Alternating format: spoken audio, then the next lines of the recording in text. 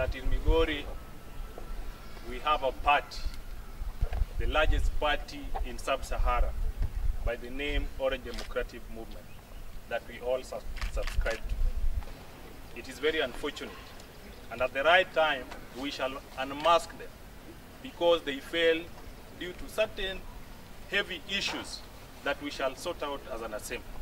I want to be very clear that ODM party can only be compared with the ocean, and therefore we cannot compare an ocean with some well in Kisii. And that must be heard properly.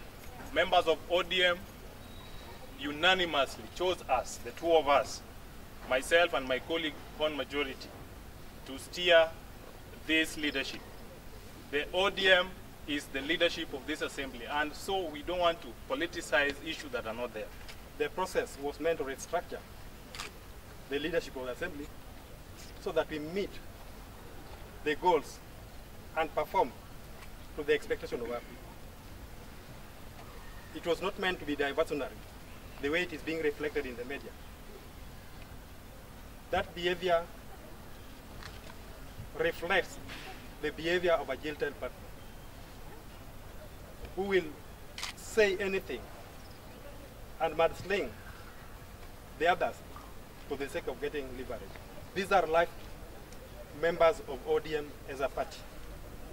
And at no time have we ever had any meeting, only any consultation with a party called PDP. What we were doing here was restructuring our leadership to ensure that we focus ourselves as members of this assembly. We gear ourselves towards the direction that we still feel is the best for the people of Migori County and best for our work within this particular assembly. A majority leader is supposed to spearhead seriously the mandates and the aspirations of the party. If you fail to do that in the assembly, if you fail to bring that cohesion, that teamwork, then the party also fails.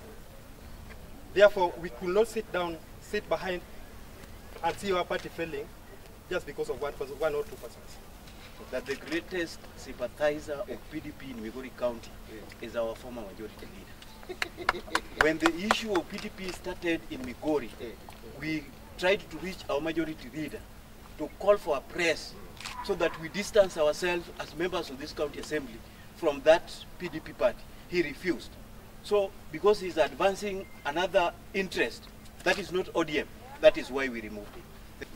That while other counties were discussing and competing to be within the 23 counties, on Kerengoro as a majority leader who should have made sure the motion is in time and in place, delayed to do that.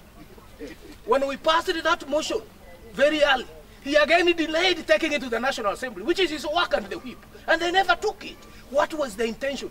The intention is we learned they were backrolling and financing with PDP issues. So we said, my friends, because you have shown us with evidence that you are not with us, you must go.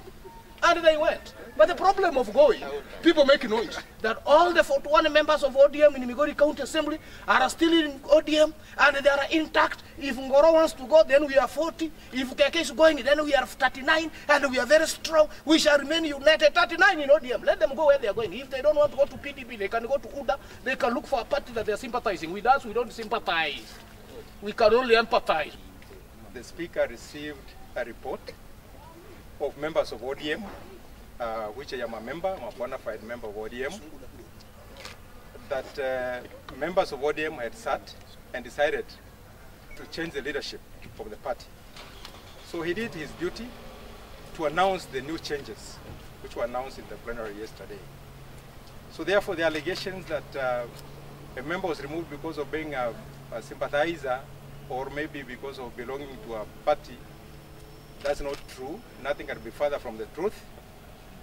You cannot allege that a member of South Sakwa, for example, is more of ODM than a member of East Sakwa. You know, what parameters are being used to do that? Or a member of East Kamagambo is a sympathizer of PDP than a member of South Kamagambo. You know, because that's what happened. A member of East Kamagambo was replaced a member of South Kamagambo. and member for East Sakwa also replaces a member for South Sakwa. I mean, just because the members of ODM failed, they will be served better. Their interests will be taken care of by the new leaders.